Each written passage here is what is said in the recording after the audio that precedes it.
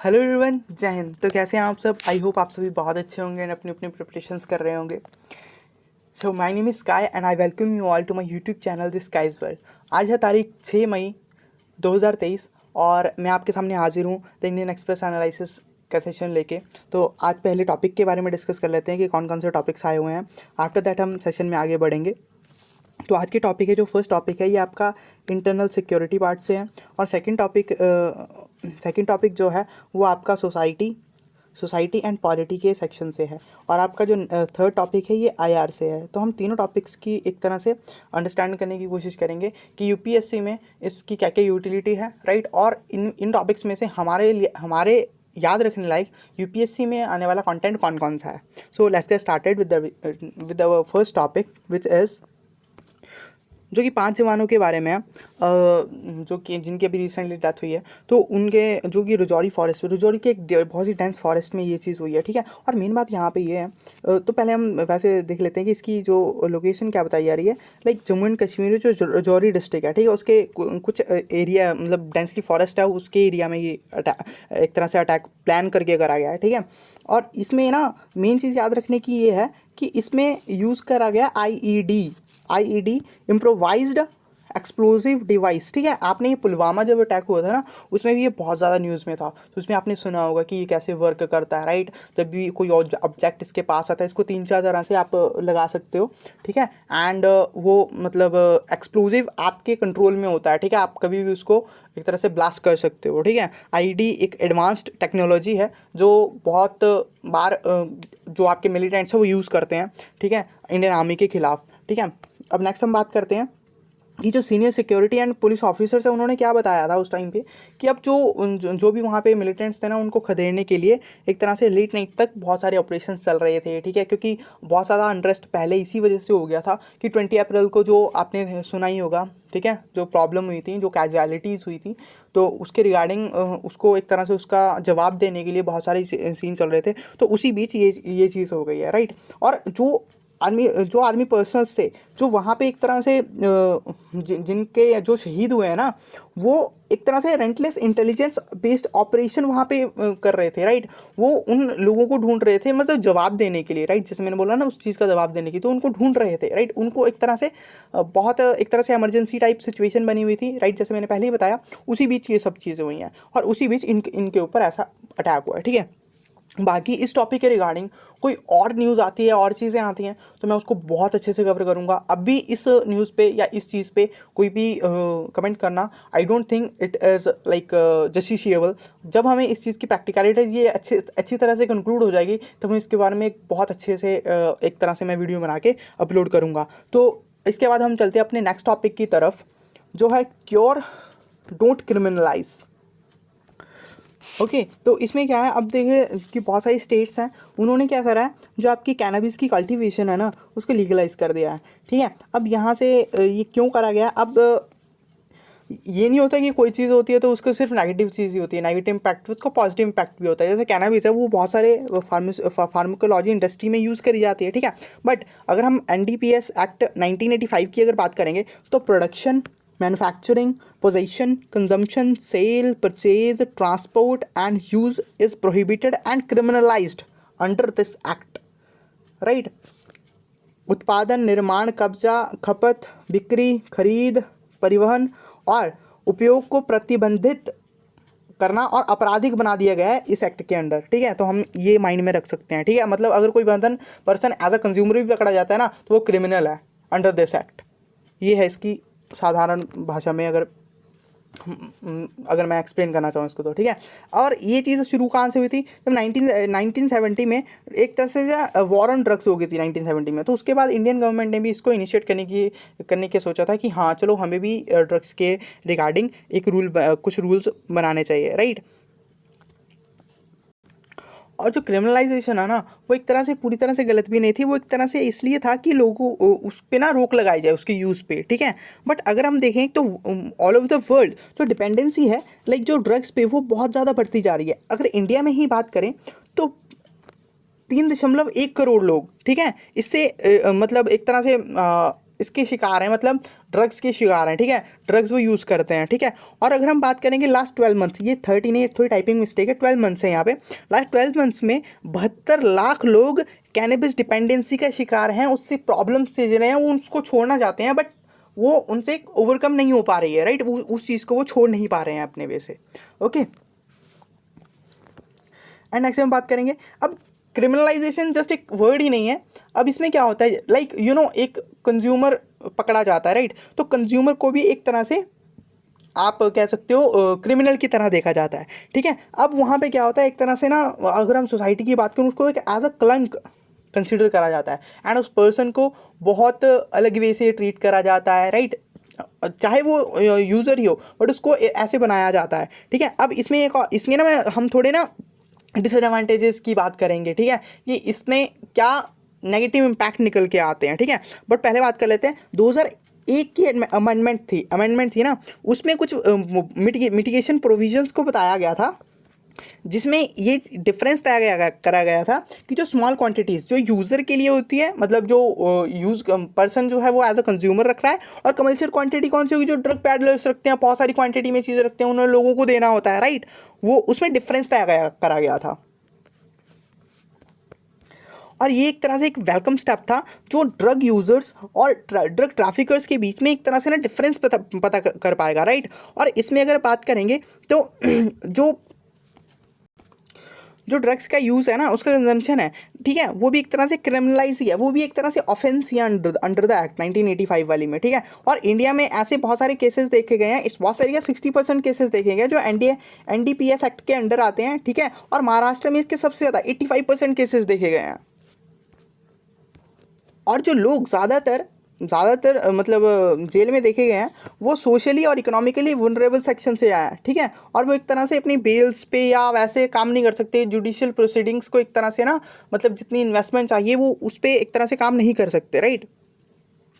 अब यहाँ पे एक देखिए, अगर एक पर्सन को आप मान लीजिए ड्रग यूज़र है, ठीक है, अब उसको एक तरह से बिहाइंड द बार्स, मतलब उसको वैसे आप पहले ही कंसिडर कर देंगे कि वो क्रिमिनल है, ठीक है। अगर उसको पहले ही क्रिमिनल बना दिया जाएगा तो उसके बहुत ज़्यादा ये चांसेस बन जाएंगे कि वो एज अ ड्रग पैडलर वो बन सकते हैं, आगे आ सकते हैं, right.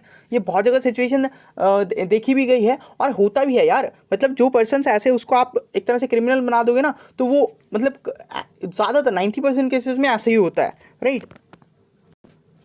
Law enforcement agencies view drug users as not defenders, offenders आएगा यहाँ पे, थोड़ी यहाँ पे ना टाइपिंग मिस्टेक होगी आज मेरे से, ऑफेंडर, यहाँ पे ऑफेंडर आएगा, ठीक है। अब यहाँ पे क्या हो जाएगा, whereas a public health system, मतलब चूँकि ना जो पब्लिक हेल्थ सिस्टम है वो एक तरह से उनकी वेलबींग के की तरफ सोचेगा, ठीक है, कि हम इस पर्सन को एक तरह से बहुत अच्छी तरह से एक नई ज़िंदगी दे पाएँ, ठीक है। बट जो लॉ इन्फोर्समेंट एजेंसीज़ है वो इस चीज़ पे नहीं फोकस करती, उनके लिए लॉ सुप्रीम है, तो लॉ के अंडर जो चीज़ आएगी वो उसको एज अ क्रिमिनल ही ट्रीट करेंगे, क्रिमिनल की तरह ही उसकी प्रोसीडिंग्स करेंगे। उनके लिए यूज़र और पैडलर में कोई ज़्यादा डिफरेंस है नहीं, क्योंकि लॉ प्रोवाइड भी नहीं करता, एक तरह से 2021 के अमेंडमेंट में करा गया है, बट आज भी अगर आप देखेंगे कि कोई पर्सन एज अ यूज़र पकड़ा जाता है ना, तो उसको एक तरह से क्रिमिनल ही घोषित कर दिया जाता है। अगर हम इसी के बारे में बात करेंगे, ministry of social justice and environment recommend the decriminalisation of these things, मतलब डीक्रिमिनलाइजेशन क्यों, क्योंकि आप देखिएगा ना कि जो पर्सनल कंजम्पशन के रिगार्डिंग जो चीज़ें हैं ना, उसको एज अ पीड़ित कंसीडर करना चाहिए, उसको एज अ विक्टिम, दोषी कंसीडर नहीं करना चाहिए, इट जो यूज़र है, ठीक है। और उसके लिए अभी गवर्नमेंट ने भी एक तरह से डी एडिक्शन और rehab facility, right, de addiction and rehab facility के बारे में भी बोला है कि जो 30 दिन के लिए वो चीज़ करते हैं, जो कि एक तरह से यूएन के ह्यूमन राइट्स एक्सपर्ट्स ने भी ये चीज़ सजेस्ट करी है। अगर आपने किसी को ऐसे मतलब इस चीज़ से बाहर निकालना है तो आपको उसे एक अच्छा इन्वायरमेंट देना होगा, अच्छी चीज़ों को साथ उसको रखना पड़ेगा, ठीक है। जो ये रिहैब फैसिलिटी है ना, तो इस तरह से आप उस पर्सन को निकाल सकते हो उस चीज़ से बाहर, वरना उस दलदल में धंसता ही जाएगा, राइट। तो ये जो इनिशिएटिव है जो गवर्नमेंट सोच रही है वो बहुत सही है।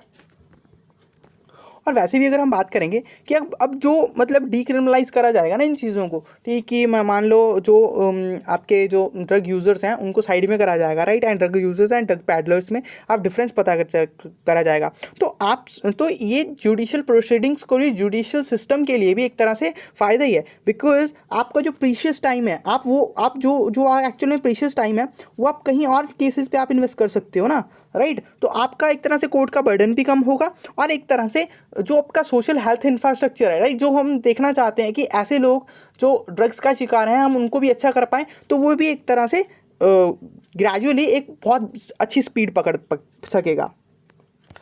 और अगर हम बात करें countries like Portugal and Canada, उन्होंने भी एक बहुत अच्छी एफिकेसी डेवलप किया एंड बताया है दुनिया को कि आपको कैसे इन चीज़ों को टैकल आउट करना चाहिए। और इंडिया के आसाम सिक्किम में भी यही चीज़ करी गई है, ठीक है। अब उन्होंने ड्रग कंज्यूमर और ड्रग पैडलर के बीच में एक डिफरेंस पता करा है, ठीक है ठीक है।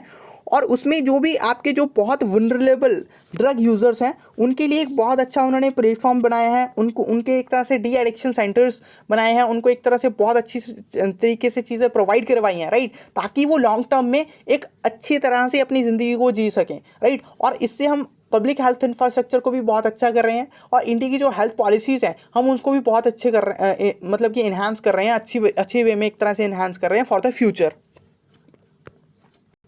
Like I am done with this topic, और अब हम नेक्स्ट टॉपिक की तरफ चलते हैं जो कि था हमारे इंडिया के आईआर के रिलेटेड, जो कि है पार्टनरशिप ऑफ इक्वल्स, ठीक है। अब पार्टनरशिप ऑफ इक्वल्स क्यों यूज़ करा है ऑथर ने ये वर्ड, तो हम समझने की कोशिश करेंगे। तो अब यहाँ मैं आपको ना एक कहानी बताता हूँ जो ये ऑथर की है, ठीक है। इन्होंने कुछ मतलब पहले बताया कि वो ना ईस्ट नेशंस में गए थे, तो वहाँ पे किसी पर्सन ने इनसे पूछा था, ठीक है, कि अब क्या इंडिया हमें लीड करेगा, ठीक है। तो इन्होंने जवाब दिया था the era of leaders and led was over, ठीक है। अब ये नेतृत्व का एरा ख़त्म हो चुका है, ठीक है। ये इन्होंने वर्डिंग क्यों बोली एंड इसके पीछे क्या प्रैक्टिकल वैल्यूज़ हैं, क्या स्टेटमेंट्स हैं, इनका क्या पक्ष है, उसके बारे में हम समझने की कोशिश करेंगे, ओके। अब यहाँ पे अगर हम इंडिया की ही बात कर लेंगे, इंडिया कोई अपना अलायंस नहीं बना रहा है, ठीक है, मिलिट्री अलायंस नहीं बना रहा है, फिर भी अपनी फॉरेन पॉलिसी को बहुत अच्छे से मैनेज कर रहा है। जो अमेरिका, चाइना एंड रशिया है उनके साथ जो मेजर पावर ब्लॉक्स हैं, ठीक है, उनके साथ भी इंडिया का रिलेशन बहुत अच्छा है, और इंडिया कोई मिलिट्री अलायंस में भी नहीं है, तब भी इंडिया उन चीज़ों को बहुत अच्छे से हैंडल कर पा रहा है, ठीक है। और अगर हम बात करेंगे इस एक तरह से क्या वर्ड यूज़ करा गया था, लीडरशिप या लेड करना किसी कंट्री को या किसी रीजन को, ठीक है, तो ये हमने लास्ट सेंचुरी में देखा है, ठीक है। बाइपोलर थिंग्स देखी थी कि जो Soviet union and United states ने एक तरह से आपका जो strategic landscape of the world को एक तरह से दो हिस्सों में डिवाइड कर दिया था, ठीक है, और उसके बेसिस पे आपकी वॉर छिड़ गई थी, ठीक है। बट उस टाइम पे बाइपोलैरिटी थी, ठीक है, बाइपोलैरिटी थी ना, मतलब जो भी आपके पावर के जो केंद्र थे वो दो जगह थे। अब अगर हम बात करेंगे तो अब ये चीज़ मल्टीपोलैरिटी की तरफ जा रही है, और उससे हेट्रोपोलैरिटी। अब ये भी नहीं है कि पावर का पोल्स एक तरफ रहेगा, नहीं, हर रीजन का, हर कंट्री का, हर चीज़ का एक तरह से अपनी अपनी इंपॉर्टेंस है। जैसे अगर मैं आपको एक्सप्लेन करना चाहूँ तो ताइवान जो है, ताइवान सेमीकंडक्टर मार्केट में एक तरह से बहुत अच्छी तरह इवॉल्व कर रहा है, उसकी अपनी इंपॉर्टेंस है, ठीक है। इंडिया एग्रीकल्चर के सेक्टर में, अब इंडिया मिल्क प्रोडक्शन में बहुत आगे जा चुका है, ठीक है। अब इजराइल की अगर हम बात करेंगे तो डिफेंस और टेक्नोलॉजी में वो बहुत आगे जा चुका है, ठीक है, उसकी अपनी इंपॉर्टेंस है, ठीक है। अब चाइना की अगर बात करेंगे तो प्रीशियस मेटल्स हैं, ठीक है, अब उनकी 70% के अराउंड जो भी चीज़ है, मतलब 70% के अराउंड जो भी स्टेक है उनके पास है, ठीक है, मतलब 70% मार्केट को वो ओन कर रहे हैं, ठीक है, बाकी 30% और कर रहे हैं। तो आप देखिए ना, हर किसी की अपनी इंपॉर्टेंस है, ठीक है। तो अब यहाँ पे बाइपोलैरिटी या एक पावर पोल के बारे में कोई बात ही नहीं रही है, ये ऑथर ने इस चीज़ में इसमें कहने की कोशिश करी है। और यहाँ पे ना एक और चीज़ मेंशन करी गई है, ठीक है। मैंने तो जैसे बहुत एक तरह से मल्टीलैटरल एक तरह से देशों के बारे में बता दिया ना, बट यहाँ पर कुछ और लोगों के बारे में बात करी है, जैसे big tech companies, global NGOs, ठीक है, इनके बारे में भी बात करी गई है कि एक तरह से आजकल तो ये पूरे वर्ल्ड को लीड कर रहे हैं, राइट। अब इन पे एक तरह से राज चल रहा है, आपके अगर बोलोगे सोशल मीडिया या आपके इंटरनेट सर्विसेज, राइट, ऐसी चीज़ों पे बहुत ज़्यादा राज चल रहा है, जो बिग टेक कंपनीज एंड जो एनजीओज वगैरह हैं जो ग्लोबल लेवल पे काम कर रहे हैं, राइट। तो power of pole of power की तो बात ही नहीं रही है। अब यहाँ पे ना इंडिया के स्टांस के बारे में बहुत सारी चीज़ें बोली गई थी, ठीक है। अब इंडिया का जो इंडिपेंडेंस स्टांस था, ठीक है, अभी जो यूक्रेन और रशिया के उसके लिए। तो यहाँ पे बहुत सारे जो एक तरह से विद्वान हैं उन्होंने ये चीज़ बताई थी कि अब जो इंडिया का जो इंडिपेंडेंट स्टांस है ना, जो न्यूट्रल स्टांस है रशिया और यूक्रेन के बारे में, वो जो सिक्योरिटी काउंसिल में उनकी सीट है ना, उसके दावे को एक तरह से खारिज करता है। ठीक है, अब वहाँ पे अगर एक बात करेंगे कि जो उन्होंने एक लाइन और यूज़ करी है कि एक तरह से जो रिलेशनशिप है यूएस और इंडिया का, वो एक तरह से यूएस की एक बैड बैट है। बैड बैट मतलब एक तरह से खराब शर्त, खराब चाल, आप कुछ भी बोल सकते हैं इसको, कि उन्होंने एक तरह से तंज कसा है उस चीज़ को बोलने के लिए, राइट। बट अगर देखा जाए साउथ चाइना सी और इंडियन ओशन में जो इंडिया की स्ट्रैटेजिक इंपॉर्टेंस है, राइट, और ट्रेड में भी अगर हम बात करेंगे, ठीक है, इंडिया का ट्रेड जो था पहले वो सन 2000 में 20 बिलियन तक था, और आज की डेट में अगर बात करेंगे 128 बिलियन से भी ऊपर जा चुका है। ठीक है, और डिफेंस ट्रेड की बात करेंगे तो 20 बिलियन के अराउंड वो जा रहा है। ठीक है, तो इंडिया ट्रेड के मामले में भी बहुत ज़्यादा ग्रो कर रहा है। और अगर मैं और कुछ आपके सामने फैक्ट्स रखना चाहूँ तो इंडिया दुनिया की एकमात्र इकोनॉमी है जो 13.6% की ग्रोथ से ग्रो कर रहा है। ठीक है, ये रिसेंटली एक डाटा पब्लिश हुआ था। ठीक है, तो इतनी तेज़ कोई भी इकोनॉमी ग्रो कर ही नहीं रही है। ठीक है, अगर हम अमेरिका की बात करेंगे तो वो शायद 0.4% से ग्रो कर रही है। ठीक है, तो ऐसे बहुत सारी बड़ी बड़ी इकोनॉमीज़ हैं जो बहुत स्लोली ग्रो कर रही है, बट इंडिया की इकोनॉमी बहुत फास्ट वे से ग्रो कर रही है। ठीक है, तो इंडिया की अपनी एक इंपॉर्टेंस है जियोग्राफिकली भी, स्ट्रैटेजिकली भी, ठीक है, और पॉलिटिकली भी, और डिप्लोमेटिक रिलेशन कोई भी वर्ल्ड में देश इंडिया के साथ खराब करना नहीं चाहता है इस पॉइंट ऑफ टाइम पे, क्योंकि जिस तरह से इंडिया एमर्ज हो रहा है। ठीक है, तो ये सब बातें जो भी ये कह रहे हैं वो एक तरह से आई डोंट थिंक वो कंसिडरेबल हैं। और एक्चुअल में अगर हम देखेंगे तो इंडिया को न्यूट्रल स्टांस ही रखना था, क्योंकि नेशनल इंटरेस्ट की भी बात होती है भाई। हम किसी भी चीज़ को किसी के पीछे लग के नहीं फॉलो कर सकते, राइट। कोई भी आप हमें एस्पेक्ट बताएंगे हम उसको ब्लाइंडली फॉलो करें, नो। हमें अपना इंटरेस्ट, नेशनल इंटरेस्ट और हर चीज़ को एक तरह से एनालाइज करके उसको देख के ही डिसीजन लेना पड़ेगा। और अगर हम यूएस की बात करेंगे, यूएस भी इस रिलेशनशिप से बेनिफिट प्राप्त कर रहे हैं ना। लाइक आईटी सर्विसेज की अगर हम बात करेंगे, डिफेंस सेक्टर की बात करेंगे, ठीक है, चलो इन दोनों को अगर साइड में भी छोड़ दो तो एविएशन सेक्टर में भी आजकल जा रहा है। वहाँ पर एविएशन सेक्टर से लाइक जो टाटा के जो आई थिंक 200 एयरक्राफ्ट्स के बारे में उनकी कुछ डील हुई है, ठीक है, तो उससे मैंने एक डाटा पढ़ा था, उसमें उनकी 44 स्टेट्स में अराउंड 1 मिलियन जॉब्स जनरेट होंगी इस चीज़ से। तो फ़ायदा तो उनको भी हो रहा है यार, राइट। ऐसा तो है नहीं। तो अगर कोई भी ऐसा एक तरह से आप बोल सकते हो ना सिंगल स्टांस्ड कोई भी कमेंट आता है तो वो एक तरह से जस्टिशिएबल नहीं है वर्ल्ड पॉलिटिक्स में। ओके, और इंडिया की अपनी एक वैल्यू सिस्टम है, ठीक है। अब जो भी चीज़ें चल रही थी यूक्रेन एंड ताइवान में, ठीक है, उनका अपना सिस्टम है और उनकी अपनी चीज़ें हैं, अपनी फॉरेन पॉलिसी है उस चीज़ को टैकल आउट करने के लिए, राइट। तो उनको अपने इंटरेस्ट को टैकल करना चाहिए, इंडिया अपने इंटरेस्ट को टैकल कर रहा है। ओके, तो हम नेक्स्ट बात करते हैं। ठीक है, India believes in striving the peace on the principle of inclusivity, कि इंक्लूसिव ग्रोथ भी हो, सब तरह से ग्रोथ भी होती है और पीस भी रहे दुनिया में। ये नहीं है कि अब आगे देखेंगे कि ग्रोथ तो बहुत अच्छी हो रही है पर वैसे ही लड़ भिड़ रहे हैं सारे एक दूसरे से। सो वो एक तरह से चीज़ इंडिया नहीं चाहता है, ठीक है। और इंडिया की जो क्वाड में इन्वॉल्वमेंट है उसको भी क्रिटिसाइज़ करा गया था, बहुत ज़्यादा क्रिटिसाइज़ करा गया था। चाइनीज़ गवर्नमेंट द्वारा बहुत क्रिटिसाइज़ करा गया था। चाइना के जो एक तरह से आप बोल सकते हो क्या कहते हैं उनको, फॉरेन मिनिस्टर हैं, उन्होंने प्रेस कॉन्फ्रेंस करके बहुत नेगेटिव कमेंट्स करे थे कि एक तरह से मिलिट्री अलायंस बना रहे हैं या कोई वैसी चीज़ कर रहे हैं। बट यहाँ पर एक चीज़ क्लियर कर दूँ कि जिस कंट्री ने लास्ट सेंचुरी में लास्ट के जो आपका पूरी सेंचुरी है उसमें ना नाटो ज्वाइन करा, ना सेंटो ज्वाइन करा, ना ही कोई मिलिट्री अलायंस वो ज्वाइन करी ऑर्गेनाइजेशन, तो वो आगे भी नहीं करेंगी। अगर कोई इंडो पैसिफिक बेस्ड नाटो भी होता है ना तभी वो ज्वाइन नहीं करेगी, क्योंकि इंडिया एक पीस को रिप्रेजेंट करता है, ठीक है। पीस को रिप्रेजेंट करते करते अपने नेशनल इंटरेस्ट को प्रोटेक्ट करता है, ठीक है। तो इंडिया को स्पेशली किसी मिलिट्री अलायंस में जुड़ने की अभी ज़रूरत नहीं है। बट हम इस पॉइंट को एक तरह से बहुत रिजिडली भी फॉलो नहीं कर सकते, बिकॉज हो सकता है इन नियर फ्यूचर उस चीज़ की ज़रूरत पड़े कि हमें भी किसी मिलिट्री अलायंस में जाना पड़े, ठीक है। अगर ऐसा हो तो इंडिया वो चीज़ भी कर सकता है, राइट। बट अगर करंट स्टांस देंगे कि तो इंडिया को कोई ज़रूरत नहीं है, इंडिया की जो एक तरह से डिप्लोमेटिक रिलेशंस है वो बहुत अच्छी तरह से मैनेज हो रहे हैं।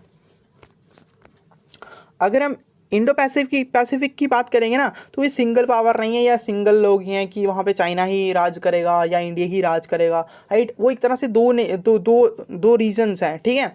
अब वहाँ पे कौन कौन से रीजन है, इंडियन ओशन रीजन है और एक पैसिफिक ओशन रीजन है, ठीक है। अब पैसिफिक ओशन रीजन में जो अमेरिका है वो अपनी एक तरह से धाक जमा के रखना चाहता है, ठीक है। अगर वो पैसिफिक ओशन में इंडिया का एक तरह से वो मांगता है, साथ मांगता है और एक तरह से इंडिया का सपोर्ट भी मांगता है, तो उसको इंडिया की प्रेजेंस है जो वो साउथ चाइना सी में और इंडियन ओशन में, उसको भी अप्रिशिएट करना पड़ेगा। विदाउट अप्रिशिएटिंग दैट, उसका ये एक्सपेक्ट करना, लाइक अमेरिका का ये एक्सपेक्ट करना कि हम पैसिफिक रीजन में उस चीज़ को कंसिडर, मतलब उनको एक तरह से सपोर्ट करेंगे, तो वो एक तरह से जस्टिफिएबल चीज़ नहीं है। और यहाँ पे एक और टाइपिंग मिस्टेक हो चुकी है, आज टाइपिंग मिस्टेक बहुत ज़्यादा हुई है। चाइनाज रीजन, ठीक है, चाइनाज कॉमन रीजन, ठीक है, ये रीजन है यहाँ पे, ठीक है,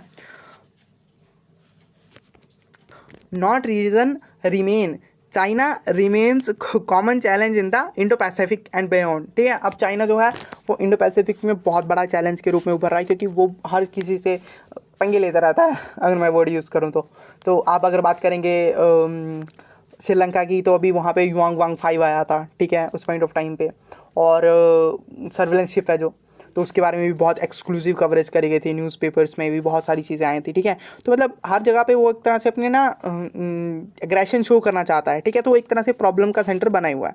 बट अगर नेचर की बात करेंगे, ठीक है, उनको काउंटर करने की, तो वो रीजन टू रीजन डिपेंड करता है, राइट। जैसे साउथ चाइना सी में अगर उसको डिपेंड करना है, तो उसमें वहाँ पे आपके और सारे नेशंस भी आ जाएंगे, फिर आपका जापान भी आ जाएगा, ठीक है। अगर इंडियन ओशन में करना है तो इंडिया है, श्रीलंका है, और इन सारे देशों को इकट्ठा रह के काम करने वाला, इंडिया के साथ मालदीव्स भी है, ठीक है। तो इसके तरह उसको ना इस तरह से कलेक्टिवली करा जाएगा। तो वो जो किसी कंट्री स्पेसिफिक को काउंटर करना, तो वो रीजन टू रीजन एक तरह से डिपेंड करता है, ठीक है, उसको कैसे काउंटर करना जाएगा, ठीक है। और यहाँ पे वही चीज़ है कि अब उसी चीज़ को सपोर्ट करना पड़ेगा जो मैंने पहली बात बोली थी, ठीक है। अगर उनको पैसिफिक ओशन में एक तरह से सपोर्ट चाहिए, तो उनको इंडियन ओशन रीजन और साउथ चाइना सी वाले एरिया में भी इंडिया को सपोर्ट करना चाहिए। Okay, so I am done with all these topics now. So आज का सेशन यहीं पे ख़त्म करते हैं, ठीक है। अगर आप सेशन के इस हिस्से तक पहुँचे हैं तो thank you so much for watching this video, right. आपको इस वीडियो का जो PDF है वो मेरे टेलीग्राम चैनल पे मिल जाएगा, ओके। अगर आपको इस वीडियो का कंटेंट एंड इन्फॉर्मेशन अच्छी लगी हो, एग्ज़ाम रिलेटेड रखी हो, तो please do like, share and subscribe my YouTube channel. You can also join me on Telegram and Instagram, the links are in description. मिलते हैं नेक्स्ट वीडियो में, तब तक के लिए बाय, टेक केयर, जय हिंद।